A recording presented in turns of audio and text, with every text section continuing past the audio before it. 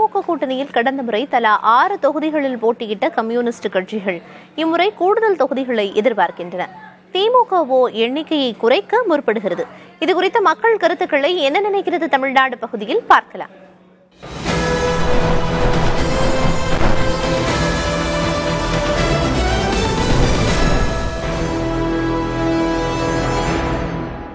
Communist கட்சி நம்ம தமிழ்நாட்டை பொறுத்தளவு நல்ல பலம் இழந்திருக்காங்க. அவங்களுக்கு பலம் கம்மியாக தான் இருக்குது.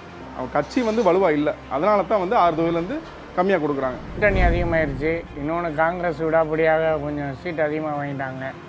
அந்த அடிப்படையில் டிஎம்கே அதிகமாக போட்டியிடணுங்கிறத வச்சு இவங்களுக்கு கம்மி பண்ணுறாங்கன்னு நினைக்கிறேன்.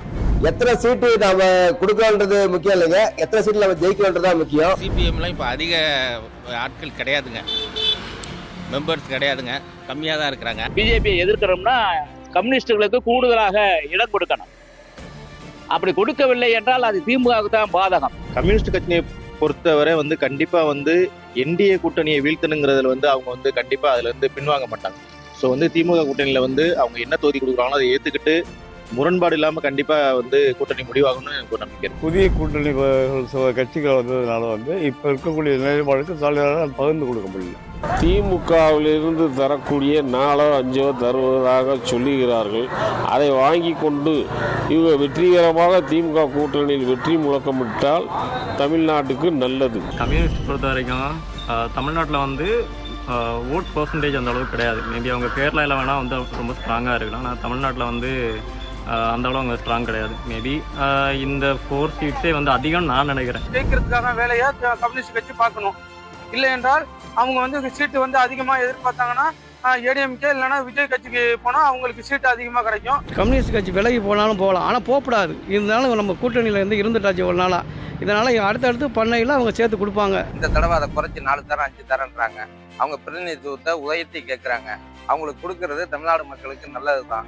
அப்படி கொடுக்காத பட்சத்தில் மாற்று முடிவை அவங்களுக்கு தேடி எடுக்க வேண்டியது. மதவாத சக்திகளுக்கு எதிராக இந்திய அளவில் தமிழக அளவில் ஒற்றுமையாக திமுக கூட்டணியில் தொடரணும் அப்படின்னு சொல்லிட்டு தான் கம்யூனிஸ்டுகள் விரும்புகிறோம். ஆனால் அதே நேரத்தில் இந்த கடமை திமுகவுக்கு இருக்குது.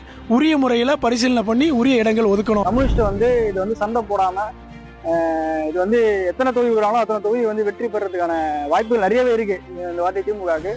அதனால கொடுக்குற தொகுதியை வாங்கிக்கிட்டு வெற்றி அடைக்கான வேலையை பார்க்கலாம். கம்யூனிஸ்ட் கட்சிக்கு எப்போவுமே அவங்க கூட இருந்திருக்கிறாங்க.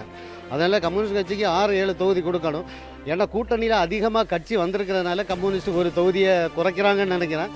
அட்ஜஸ்ட் பண்ணிக்கலாம், ஒரு எம்பியை கூடுதலாக தந்தால் போதும். இப்போ 2 எம்பி கொடுத்துருக்காங்க. அடுத்த முறை சிபிஎம்முக்கு 3 எம்பியாக கொடுத்தா போதும். கூடுமான வரை திமுக அவங்க பேசி தங்களுக்கான இதை தக்க வச்சுக்கிறது ரொம்ப முக்கியம் அப்படின்னு நான் கருதுறேன். அந்த 4 தொகுதி 5 தொகுதியும் நீங்க வாங்கிக்கிட்டு அந்த கட்சியோட இணைந்து செயல்படுவதுதான் நல்லதுன்னு நான் நினைக்கிறேன். கூட்டணியை விட்டு வெளியில போக மாட்டாங்க அப்படிங்கிற ஒரு நம்பிக்கையில தான் சீட்டை குறைச்சு கொடுக்குறாங்க.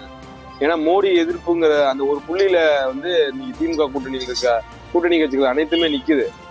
அப்படிங்கும்பொழுது அவங்க மோடியை எதிர்க்கிறதுல திமுக கூட இருந்து தான் எதிர்த்தாகணும். திமுக காங்கிரஸோட இருந்து வெளியில போயிட்டாங்கன்னா அந்த மோடி எதிர்ப்புன்றது அடிபட்டு போயிடும். அதனால அவங்க கொடுக்கறத வாங்கிட்டு நின்றுதான் ஆகணும்.